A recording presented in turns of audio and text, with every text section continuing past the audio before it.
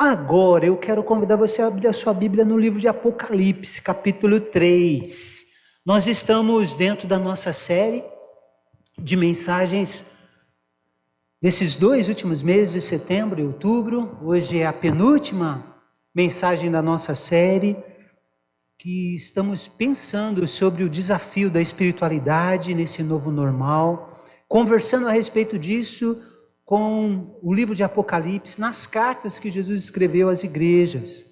E hoje, gente, hoje tem uma carta um pouco leve, porque as 5 primeiras foram puxadas. Antes de ler o texto, preste atenção e olhe para mim. Na sua opinião, o que significa ser uma igreja de sucesso? O que é uma igreja que faz sucesso? Na sua opinião, o que é um cristão que faz sucesso? Como a gente pode dizer que um cristão é bem-sucedido? Baseado no quê? E quando você caracteriza uma igreja e chama essa igreja de bem-sucedida, qual é a sua percepção sobre isso?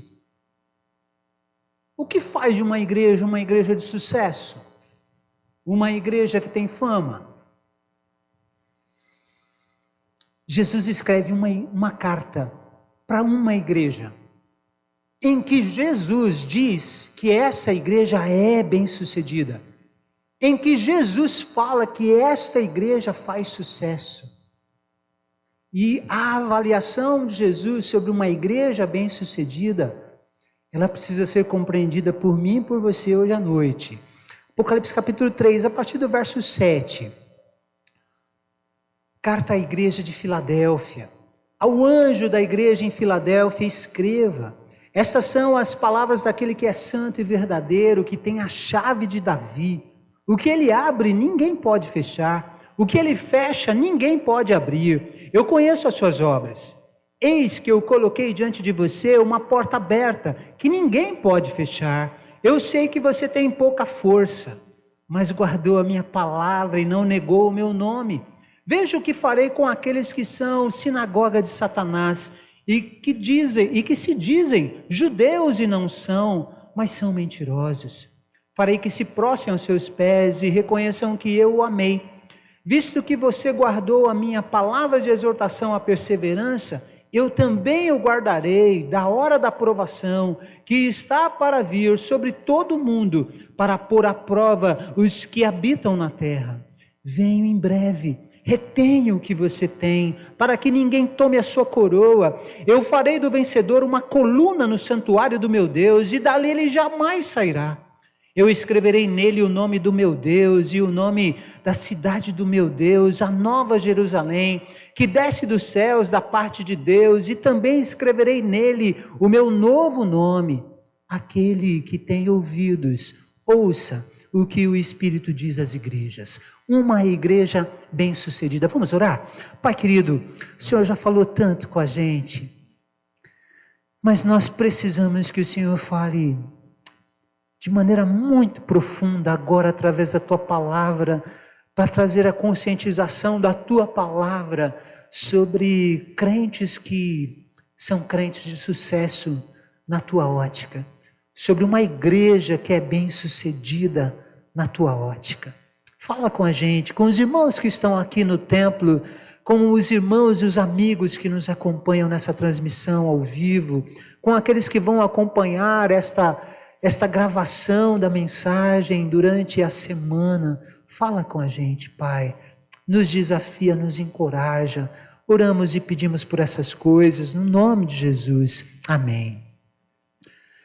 Pensa, se na época dessa igreja de Filadélfia, se lá em Filadélfia, se tivesse uma revista Forbes, aquela revista americana especializada em entrevistar gente de sucesso, principalmente gente que tem dinheiro. Imagine se uma Forbes da Filadélfia fosse entrevistar essa igreja, que Jesus escreve essa carta, que só tem elogios. Qual seria a capa, a manchete dessa entrevista? Já pensou? No Enem da fé, Filadélfia tira a nossa nota máxima. Podia ser. Uau, a igreja que só tem elogios da parte de Jesus. Podia ser. Porque todas as outras cartas que nós vimos aqui, com exceção de Esmirna e Filadélfia são as duas únicas que Jesus elogia. Esmirna, Jesus ainda nas entrelinhas ainda quer dizer alguma coisa para a igreja, mas para Filadélfia, ele só elogia. Para Filadélfia, Jesus só tem elogios. Todas as outras cartas começavam mais ou menos assim: eu conheço as suas obras, eu sei que você faz isso, mas contra você, aqui não tem mais. Filadélfia, vocês são demais, mas não tem mais. Não tem condenação. Jesus não fala para ele se arrepender de nada. Jesus só elogia. Por conta disso, essa igreja, para nós, é uma igreja bem-sucedida. É uma igreja que faz sucesso. E faz sucesso na ótica do Senhor da igreja, do dono da igreja. É o dono da igreja de Filadélfia que diz para ela que ela é uma igreja de sucesso. Para a gente entender a igreja de Filadélfia, a gente precisa entender a cidade de Filadélfia. Como era essa cidade? Era uma cidade bem interessante. Ela era chamada de Pequena Oriente, porque era uma rota de entrada, e era uma cidade que tinha duas características principais, só duas. Primeiro, era um centro de propagação da cultura grega. Se lembrem que nós estamos falando de igrejas da região da Ásia Menor, que hoje é a atual Turquia. Neste momento, nesse contexto, em que o Império Romano dominou tudo, a cultura grega foi muito introduzida aqui. Essa cidade de Filadélfia ela é conhecida como a Pequena Atenas. E uma das características da cultura grega, além da sua filosofia, é bom a gente lembrar, quem estuda filosofia sabe lá dessa trinca de ferro, né? O Sócrates, o Platão e na sequência o Aristóteles. Tudo isso está no meio da cultura grega, essa filosofia grega muito interessante em alguns aspectos. Mas na cultura grega há um panteão de deuses.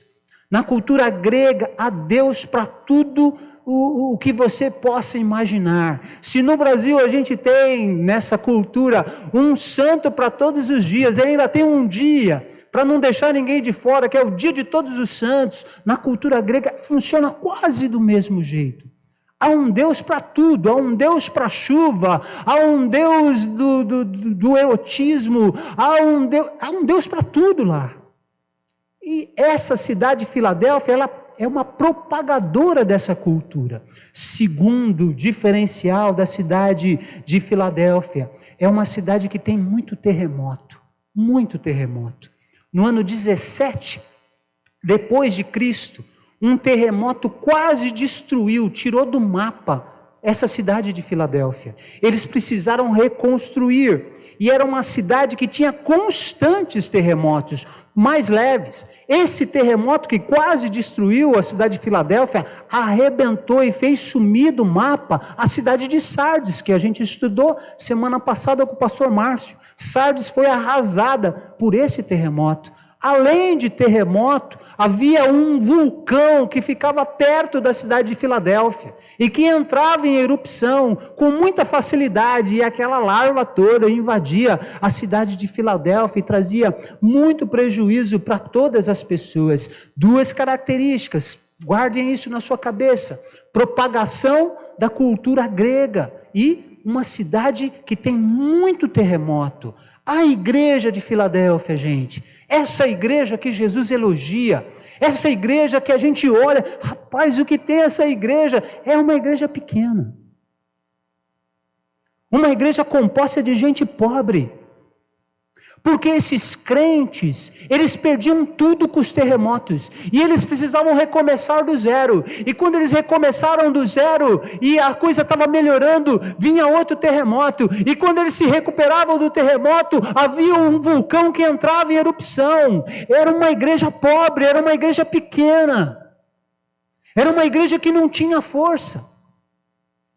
Era uma igreja composta de pessoas que muitos vieram dos escravos, eram escravos ali dos seus senhores, era uma igreja que do ponto de vista de ibope, de status, não tem nada. Igreja pequena, igreja de gente simples, de gente pobre. E Jesus olha para essa igreja e ele só elogia. Por que Jesus elogia essa igreja? Por que a gente chama a Filadélfia de igreja modelo? Por que a gente olha para essa igreja e a gente fica pensando, mas Jesus, como é que essa igreja, que é pequena, numa cidade que só tem terremoto, que tem vulcão, tudo junto e misturado, uma cidade em que a cultura grega, ela é avassaladora, como é que essa igreja só ganha elogios de Jesus? É isso que a gente precisa pensar. Quando Jesus olha para essa igreja, ele destaca 3 marcas de uma igreja que faz sucesso, de uma igreja bem-sucedida. E quando a gente olha para uma igreja, a gente olha para o cristão, porque o cristão compõe essa igreja, nós somos essa igreja. É como se Jesus dissesse para nós que além de uma igreja bem-sucedida, a gente precisa ser um crente bem-sucedido. 3 marcas de uma igreja bem-sucedida nesse texto. Primeira marca está no verso 8 e também no verso 10.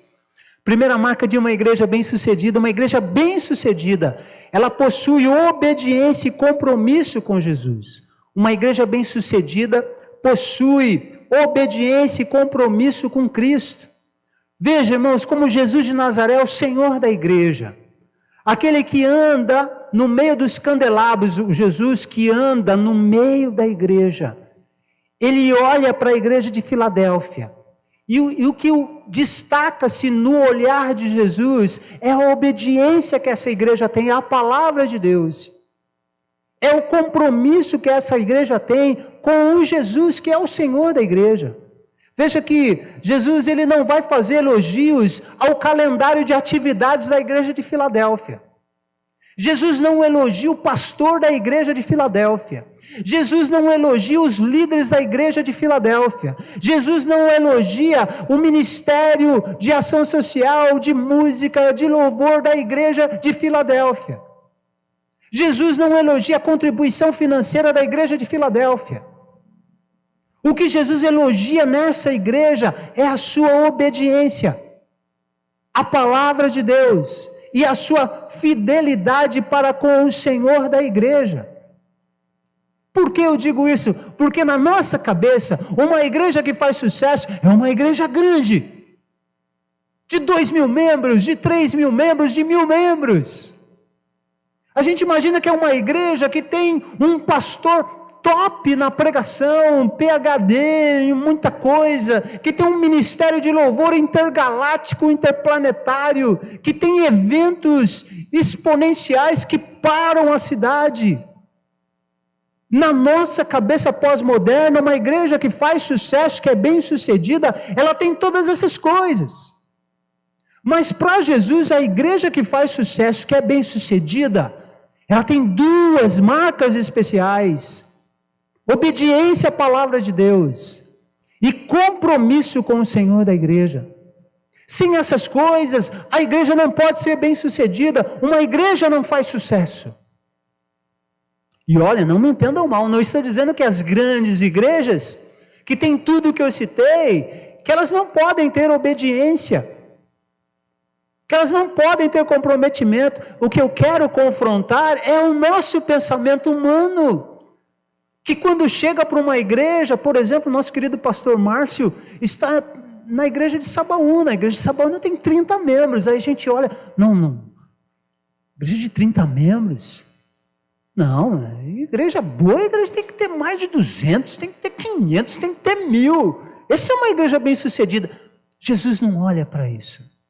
Sabe, gente, o conceito de sucesso na Bíblia, e o William me fez pensar nisso numa conversa que tivemos, o conceito de sucesso da Bíblia é diferente do conceito de sucesso que nós temos na pós-modernidade. Sucesso na Bíblia tem a ver essencialmente com fidelidade a Deus. E é a avaliação que Jesus tem dessa igreja, que é pequena, que é de gente simples, que é de gente pobre, mas que é de gente que obedece a palavra de Deus. Vocês guardaram o meu nome. Vocês guardaram o meu nome, vocês guardaram a minha palavra, vocês obedeceram a minha palavra. É isso que conta para Jesus. Eu dou aula num seminário, o Filipinho hoje não está aqui, então posso falar. Eu tenho um aluno, gente boa demais, o menino tem 18 anos, ele tem chamada para ser missionário, e ele estuda lá com a gente, 18 anos. E é um jovem, ele se converteu tem 3 anos, e aí o linguajar de jovem é um barato. E esses dias a gente estava conversando sobre igreja. E aí ele começou a falar da igreja dele. Mais ou menos eu vou tentar reproduzir o que ele falou da igreja. Aí ele falou assim, velho, minha igreja é top.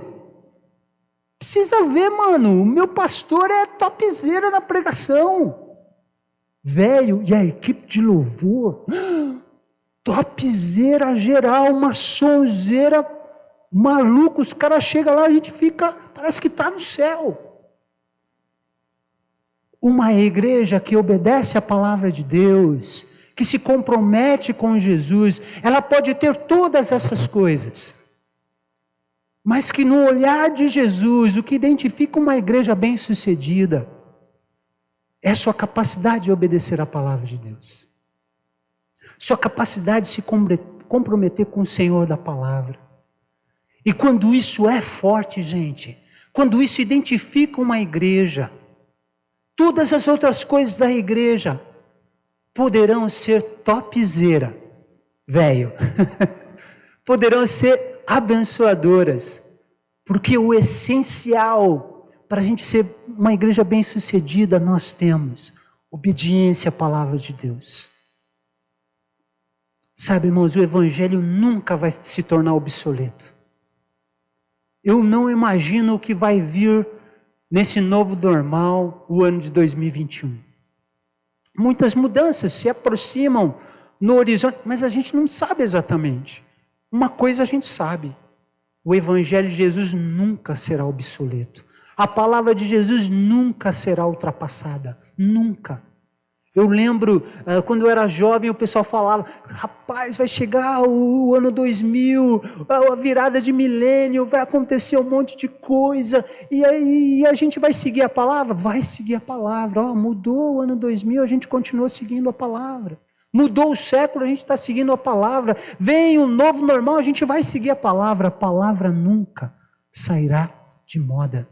Por isso precisamos obedecê-la, por isso a gente precisa se comprometer com Jesus. Gente, sucesso do ponto de vista de Deus tem a ver com obediência à palavra de Deus e tem a ver com fidelidade, com compromisso com o Senhor. Segunda marca, Tiago, obrigado, de uma igreja bem-sucedida, verso de número 8 ainda, uma igreja bem-sucedida aproveita as oportunidades para proclamar o Evangelho. Uma igreja bem-sucedida, ela aproveita as oportunidades para proclamar o Evangelho. Para a igreja de Filadélfia, gente, não tem repreensão, só tem elogios. Mas acredite, depois dos elogios, Jesus faz um desafio para essa igreja. Ele não manda a igreja se arrepender de nada, ele não fala que ele vai fazer juízo lá dentro, como ele falou para as outras igrejas, não. Ele elogia e desafia. Porque o verso 8, o que diz lá? Eu coloquei no meio de vocês uma porta aberta que ninguém vai fechar.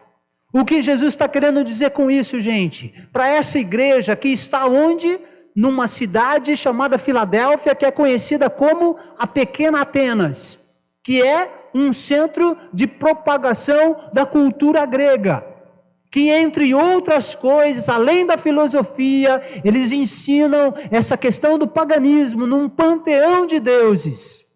Jesus olha para essa igreja que é pequena, que é de gente simples, pobres, escravos, e diz para essa igreja, eu estou feliz que vocês guardaram a minha palavra, que vocês me obedecem, e eu vou abrir uma porta que ninguém pode fechar. Sabe, gente, quando a gente olha para o texto de Apocalipse com tantos símbolos, a gente precisa identificar os símbolos para entender o que esse texto significou para o lá e então, para a gente entender o que significa para nós, para o aqui e agora. Porta no Novo Testamento tem 2 significados. Primeiro, salvação. João capítulo 10, verso 9, Jesus diz sobre ele: eu sou a porta. Aquele que entrar por mim encontrará pastagem, abrigo para sua alma. Salvação. Jesus é a porta. No Novo Testamento, porta tem a ver com a salvação que só Jesus pode dar. Mas o segundo significado, que é o que o texto de Apocalipse fala, é que porta tem a ver com oportunidade de evangelização. Se lembra do apóstolo Paulo? Quantas vezes o Paulo escreveu nas suas cartas assim: irmãos, orem para que Deus abra uma porta, para que eu possa pregar o evangelho nessa cidade. Se lembram disso? Portas, sinônimo de oportunidades missionárias evangelísticas. O que Jesus está dizendo para aquela igreja que é pequena, mas que é obediente à palavra, que é fiel a Ele, que Ele vai abrir uma porta, uma oportunidade, para que eles ali na cidade de Filadélfia possam evangelizar, possam falar do evangelho, porque o evangelho precisa entrar naquela cultura grega daquela cidade. Jesus vai abrir uma porta que ninguém pode fechar. E eu vibro com essa ideia, sabe por quê? Porque às vezes a gente olha para os desafios que nós temos, falando aqui para a IBCS, que somos uma igreja pequena ainda. Embora 324 membros, somos uma igreja pequena. E às vezes a gente olha para a nossa igreja, para quem nós somos, e a gente fica assim: puxa, mas nós somos pequenos. Nós não podemos sonhar antes, nós não podemos dar um salto de 3 metros, porque a gente só pode pular 1 metro. A gente precisa ir mais devagar. Jesus olha para essa igreja, que é pequena, e Jesus faz um enorme desafio. Jesus não poupa a igreja de Filadélfia de aproveitar uma porta, uma oportunidade de evangelizar, de fazer missões na cidade de Filadélfia, porque eles são pequenos. Jesus não escreve para eles o seguinte: gente, eu sei que vocês são pequenos aí, uma igreja pequena, sei que vocês, a turma aí não tem muito dinheiro, o pessoal não tem, vocês não fazem muita faculdade, são escravos, eu sei que vocês perderam quase tudo, porque tem terremoto, tem vulcão, então fiquem tranquilos. Eu vou convidar a Igreja Batista de Água Branca, Ibabe, para fazer evangelismo aqui, no lugar de vocês. Eu vou chamar uma igreja que tem muito mais recursos para fazer a obra no lugar de vocês. Jesus não faz isso. Jesus não fala que vai pedir ajuda para a igreja de Éfeso. Ele não fala que vai pedir ajuda para a igreja de Esmirna. Ele diz que vai abrir uma porta para eles, a igreja de Filadélfia, aproveitar. Gente, precisamos aproveitar as portas que se abrem para nós. A gente precisa abraçar os nossos desafios. A responsabilidade do distrito de César de Souza é nossa, é minha, é sua, é nossa como IBCS. Às vezes as pessoas olham para a pandemia, por exemplo. O que você enxerga na pandemia? Obstáculos ou oportunidades? Eu enxergo as oportunidades. Porque os obstáculos existem sempre, gente, sem pandemia.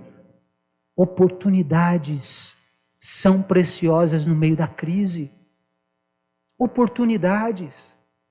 E eu louvo a Deus porque a IBCS tem aproveitado muitas oportunidades da pandemia de fazer ações tão nobres, tão relevantes, que abrem portas que ninguém pode fechar, por conta do testemunho de Jesus Cristo nessas ações. Eu não falo isso para a glória da igreja, vocês sabem que não, eu falo isso que é para a glória de Deus. Oportunidade, gente, precisamos olhar para as oportunidades. Jesus quer que a gente aproveite as oportunidades, Ele tem uma porta aberta para a gente.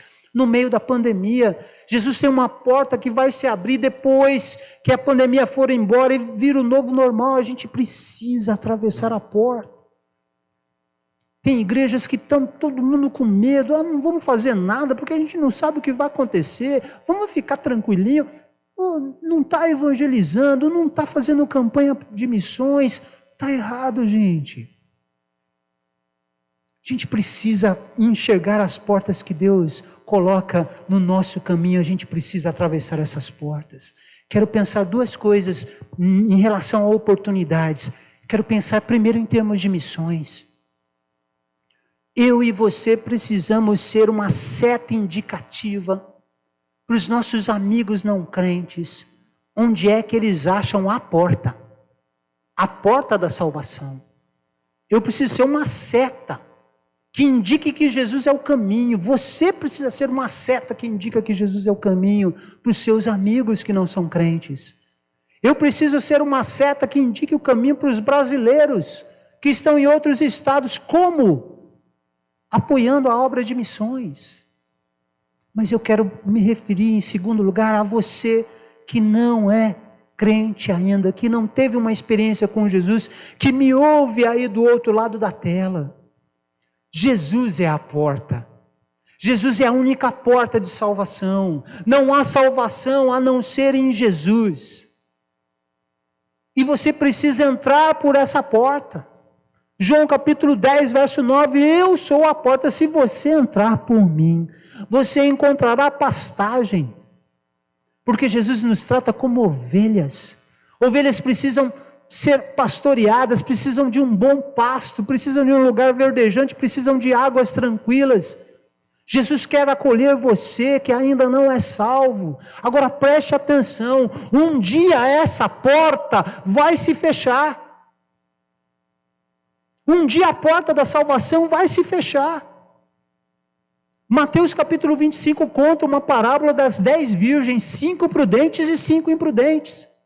E o versículo 10 diz o seguinte: olha, quando aquelas virgens insensatas perceberam que o noivo estava vindo e que elas estavam sem azeite para acender as lamparinas, o noivo foi embora.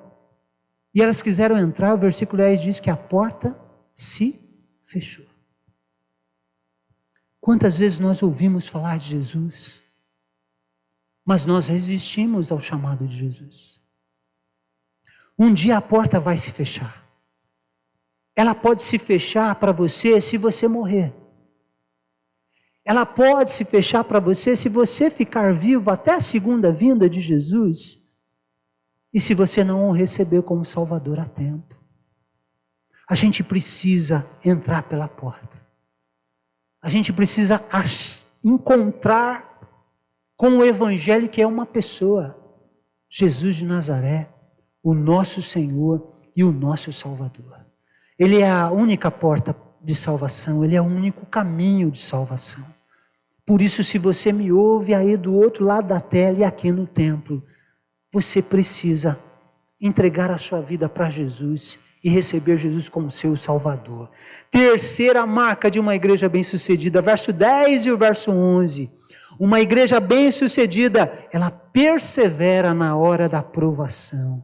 Gente, olha o verso 10 e o verso 11, que poesia extraordinária, que promessa extraordinária que está contida nesses dois versículos. Vejam, uma verdade que não dá para a gente querer esconder. Obediência à palavra de Deus e compromisso com Jesus não nos isenta de provação. Vou repetir. Obediência à palavra de Deus e compromisso com Jesus Cristo não nos imuniza de passar por provações. Não nos imuniza contra tragédias. Olhe para a igreja de Filadélfia. O que faz essa igreja ser uma igreja bem-sucedida? Obediência à palavra de Deus. Compromisso com Jesus, o Senhor da igreja. Quantas provações elas passam? Versículo 9 fala que eles são perseguidos por uma turma que Jesus se refere dizendo que eles são sinagoga de Satanás. Que troço é esse, sinagoga de Satanás? Era um grupo de judeus que ficavam perseguindo os crentes da igreja de Filadélfia, dizendo para ele: vocês não são judeus, vocês não descendem de Abraão, por isso vocês não vão passar a eternidade. Vocês não vão passar a eternidade com Abraão. E ficavam sabotando todas as iniciativas evangelísticas da igreja de Filadélfia. E Jesus olha para eles e diz que eles são sinagogas de Satanás, que vivem acusando, difamando, falando mal. Era isso que esse grupo de judeus faziam com os crentes. Olha que provação. Você tem que evangelizar as pessoas que fazem parte da cultura grega. E enquanto você está evangelizando, aparece um judeu que fica falando: e não acredita em nada que eles estão falando. Não, esses caras não descendem de Abraão. Vai tudo para o inferno, e vocês também, seus gregos. Vocês não são judeus. Que provação. Mas a gente viu que essa cidade é uma cidade que é sujeita a terremotos. Eles erguem uma casa, vem um terremoto, derruba tudo. Eles têm lá uma quitanda, um complexo hortifruti granjeiro, como o nosso irmão querido tem. Aí vem um terremoto, derruba tudo. Eles recomeçam. Aí o vulcão entra em erupção, a larva invade a cidade, acaba tudo. Provação, gente. Provação. O evangelho não nos imuniza das provações. A gente pode ser muito fiel e muito temente a Deus, mas nós vamos enfrentar provações. Eu fico olhando muitos crentes que morreram por causa da Covid. Muitos morreram. Hoje eu vi de um youtuber que morreu aqui no Brasil com 30 anos, e vários depoimentos dele, ele diz, gravados em vídeo, que a Covid era uma farsa. Era uma invenção que não existiu. E ele morreu de Covid. 3 meses atrás, um pastor americano, que também disse que Covid era uma bobagem, morreu de Covid. Eu conheci pessoas que se cuidaram, que andaram de máscara, que guardaram distanciamento, que usaram álcool em gel, mas que foram infectados e morreram. A fé não nos imuniza contra as tragédias. Não nos imuniza contra as provações. Nós vamos enfrentar provações. Talvez você esteja aqui enfrentando uma grande provação na sua vida, mas acredita, há uma promessa de Jesus para nós que enfrentamos provação do lado dele. Olha o versículo de número 10. Olha o versículo de número 10 que diz que vocês vão ser sustentados por mim na hora da provação, porque vocês guardaram o meu nome. Jesus promete sustentá-los. Há uma palavra nesse texto que ela é para algo que vai acontecer para aquela igreja imediatamente, como provação, além do que eles já estão enfrentando. E que Jesus fala que por causa da fidelidade deles, Ele vai sustentá-los. Não diz que eles vão deixar de passar, mas diz que Ele vai sustentá-los.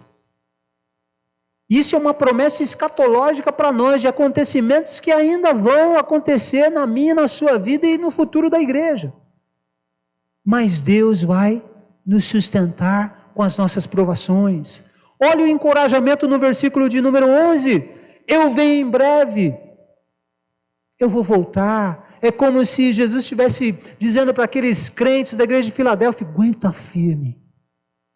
Aguenta firme, retenha o que vocês têm, retenha a sua fé em Jesus, não esmoreçam, não me abandonem, continue sendo obedientes à minha palavra, continue tendo compromisso comigo, eu vou voltar, e vou voltar em breve. Meus irmãos, eu olho para esse texto e eu me emociono quando no versículo 12 Jesus diz para aquela igreja: vocês são colunas no santuário de Deus. Quando aquela igreja de Filadélfia Elas receberam esta carta. Eles entenderam exatamente o que Jesus quis dizer. Sabe por quê? Porque nessa cidade tem terremoto. O que cai primeiro numa cidade quando tem um abalo sísmico fortíssimo de um terremoto? As grandes colunas caem. O que Jesus está dizendo para essa igreja? Vocês são coluna do santuário de Deus. Vocês são vencedores. Eu estou com vocês. Eu li essa semana ele é conhecido muito mais como um cantor, o Tiago Arraes, mas ele é um pastor, e um excelente pastor. Ele tem uma frase que ele diz que somente a fé que foi abalada, inabalável é. Somente a fé que foi abalada, inabalável é. Todos nós somos provados. Todos nós temos a nossa fé, de vez em quando, chacoalhada com uma provação. Olhe para os nossos irmãos da nossa igreja que sofrem, porque tem um ente querido internado há tanto tempo. Uma provação que põe à prova a nossa fé. Mas Deus que está conosco e está com esses irmãos, continua sustentando esses irmãos. Porque somente uma fé abalada, inabalável é, porque Deus está com a gente na hora da nossa aprovação. Por isso, gente, essa carta para essa igreja de crentes que são provados, ela deve nos encher de esperança, porque a nossa aprovação tem prazo de validade. Um dia vai acabar. Uma hora Deus vai decretar a bonança. Uma hora a aprovação vai chegar ao fim. E o que importa é que a gente seja aprovado no fim da aprovação. Como a gente vai ser aprovado no fim da nossa aprovação? Versículo 10 e 11. Eu venho em breve, retenha o que você tem. Não dê a sua coroa para ninguém. Não abra mão da sua fé. Continue confiando. Continue confiando. Eu queria muito dizer para vocês que a fé nos imuniza de problemas. Queria muito dizer para vocês que a gente nunca vai sofrer. Queria muito dizer para vocês que a gente nunca vai chorar. Mas isso não é verdade. Nós seremos provados sim. Mas nós temos um Deus que está conosco na provação. Nós temos um Deus que diz que vai voltar para nos socorrer e que diz que a gente deve marchar com coragem e fé, porque Ele pode nos dar a vitória. Como é que eu termino essa palavra de hoje? Eu termino pensando em 3 perguntas para você. 3 perguntas do verbo perguntar. Primeira pergunta: a IBCS, ela é uma igreja bem-sucedida na ótica de Jesus? Porque para Jesus uma igreja bem-sucedida, ela tem obediência à palavra de Deus e compromisso com Jesus, Senhor da igreja. Jesus escreveria uma carta para nós, dizendo que nós somos bem-sucedidos por causa disso. Segunda pergunta: você que está aqui no templo e você que está aí do outro lado da tela, você já passou pela porta? Você já encontrou a salvação em Jesus? Jesus é a porta da salvação. A gente só pode ser salvo atravessando essa porta. E essa porta um dia vai se fechar. Tem gente que está parado na linha divisória da porta. Precisa dar um passo. Precisa só dar um passo para atravessar. Mas eles estão aqui, eles estão perdidos na entrada da porta. E uma pessoa perdida na entrada da porta é uma pessoa perdida. A gente precisa atravessar a porta. Pensa nisso. Jesus é a porta que você precisa atravessar. Finalmente, você tem sido provado? Como é que está a sua fé na sua aprovação? A sua fé está sendo digna de aprovação? Ou você já não confia mais em Deus? Quero orar por você. Feche os seus olhos onde você está, vamos falar com Deus. A palavra de hoje falou com você em alguma área da sua vida. Eu vou pedir para você ficar em pé, em nome de Jesus. Eu gostaria de orar por você agora. Talvez seja por causa de uma provação que você esteja passando. Talvez seja por causa de um desafio que você quer, de aproveitar uma porta aberta que Deus abriu para você evangelizar alguém. Ou talvez você deseja atravessar a porta e ser salvo em nome de Jesus. Deus abençoe essas duas pessoas que estão em pé. Deus abençoe mais alguém. Deus abençoe. Deus abençoe. Vamos orar juntos. Pai querido, no nome de Jesus, te agradecemos, ó Pai, porque o Senhor é o nosso Deus que caminha do nosso lado. O Senhor é o Deus da igreja de Filadélfia, o Senhor é o Deus da igreja batista em César de Souza. O Senhor é o Deus que quer nos tornar pessoas bem-sucedidas, pessoas que têm e fazem da fidelidade ao Senhor uma marca irresistível na sua caminhada contigo. Pai querido, nós pedimos pela IBCS, pedimos que o Senhor nos dê sempre, Pai, a capacidade de obedecer a Tua palavra e nos manter nos trilhos da Tua palavra, sem nos desviar, nem para a esquerda, nem para a direita. Que a palavra continue sendo o nosso referencial. Deus querido, que seja assim na nossa vida pessoal também, como cristãos. Pai, essa frase que está nesse último PowerPoint é verdade.